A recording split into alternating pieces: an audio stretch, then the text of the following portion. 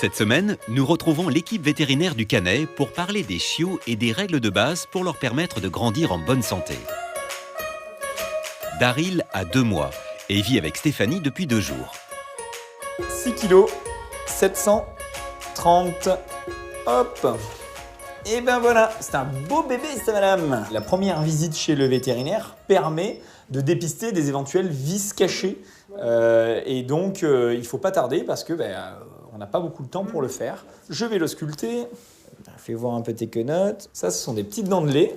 Quand elles vont tomber, ça va faire mal. Et donc, votre petit chien, il va vouloir un petit peu manger tout et n'importe quoi. Les pieds de table, les chaussures, etc. Donc, la solution pour éviter qu'il aille se servir lui-même, c'est de mettre à sa disposition des jouets bien solides, pour éviter que les jouets se dépiotent et qu'il avale des corps étrangers. Tous les gens qui, par exemple, avaient des chiens qui mangent les meubles et tout ça, mais moi, ça, il l'a jamais fait. Donc, moi, il est hyper calme. Non, c'est un chien, non, hein. Il en a marre. Daryl va devoir être patient.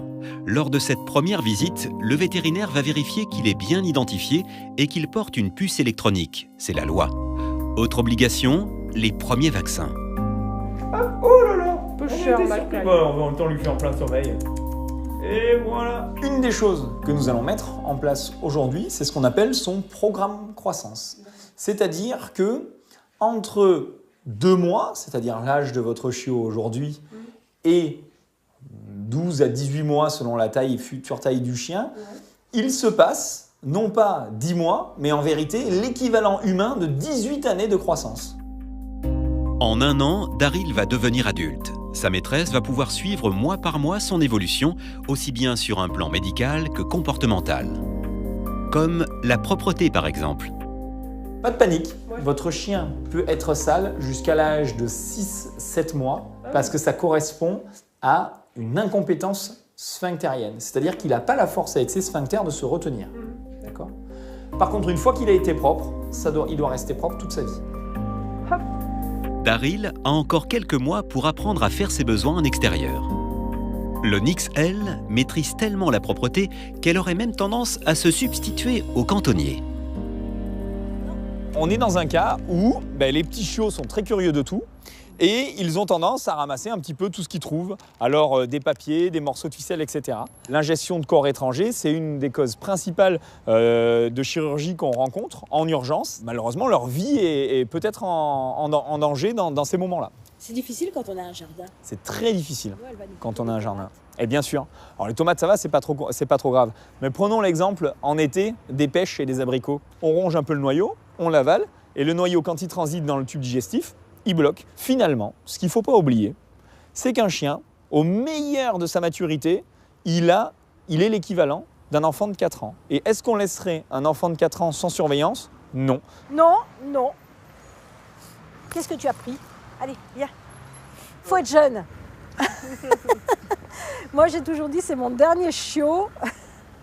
C'est très fatigant parce que c'est une surveillance constante. C'est vraiment comme un enfant. C'est constamment, il faut surveiller, intervenir. Et puis si vous avez envie de vous reposer, non, c'est pas le moment. Elle veut jouer. Donc voilà, surveillance et tout le temps sur le qui-vive. Allez, viens mon chien. Bah oui, t'es gentil. Et où on va? Là, c'est là, regarde. Viens. Bonjour, comment allez-vous? Très bien. Bonjour l'Onyx, alors? Allez, on va la mettre sur la balance. C'est bien. Attends, tu t'assis. Gentil.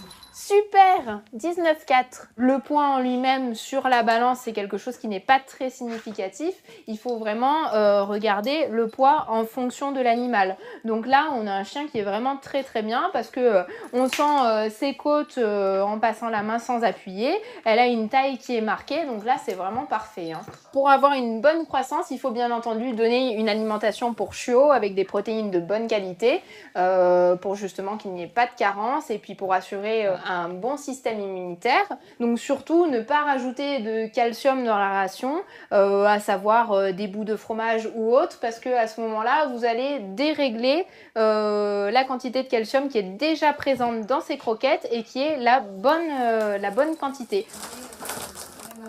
Si jamais un chiot a un excès de poids, on va avoir des problèmes au niveau des articulations, mais qui seront des problèmes à long terme. C'est-à-dire que ça ne se verra pas de suite. C'est plus tard qu'il y aura des problèmes d'arthrose, etc. Et donc avec des difficultés locomotrices. Et c'est au tour de Lily. Bonjour. Pour notre amie, nous avons fait les vaccins précédents il y a 1 mois, donc il nous reste un dernier appel à faire. Elle a plus de 3 mois, on va pouvoir la vacciner également contre la rage. Et puis, elle sera tranquille pour 1 an. L'importance de la vaccination, c'est en fait de stimuler le système immunitaire de votre chien avant que des pathologies très dangereuses, voire potentiellement mortelles, viennent le toucher. Et c'est fait, oh là là, il faut être courageux. Et c'est terminé. Tu es tranquille pour 1 an maintenant, ma bichette. Oh Lily. Voilà, le petit massage. Finalement, pour conclure cette consultation vaccinale, si on devait retenir l'essentiel de l'animal en bonne santé, on pourrait le résumer sous forme de 5 piliers. Le premier pilier de l'animal en bonne santé, c'est l'alimentation, parce qu'on est ce qu'on mange. Il faut une bonne alimentation pour avoir un système immunitaire efficace. Le deuxième pilier, c'est la vaccination. Le troisième et quatrième pilier, c'est la lutte contre les parasites. C'est protéger mon chien des parasites externes, tiques, moustiques, puces, et des parasites internes, donc les vers. Le dernier pilier, c'est la maîtrise de la reproduction. Si on sait que notre chien, on ne veut pas le faire reproduire, alors ça ne sert à rien de lui garder sa compétence sexuelle. Il vaut mieux le stériliser avant les premières chaleurs, car on va diminuer un grand nombre de pathologies qui sont liées à une activité hormonale sans but quelque part, et donc qui va engendrer toute une série de problèmes. Un seul chiffre, on réduit de 80% le risque de tumeur mammaire en stérilisant sa chienne. La maîtresse de Lily se décidera dans les prochaines semaines. En attendant, elle profite au jour le jour de sa nouvelle vie avec un chiot. C'est une sacrée aventure, mais ça se passe super bien. Après, c'est vrai que c'est un bébé. C'est comme si c'était vraiment un bébé, quoi. C'est un deuxième enfant. Ma chérie.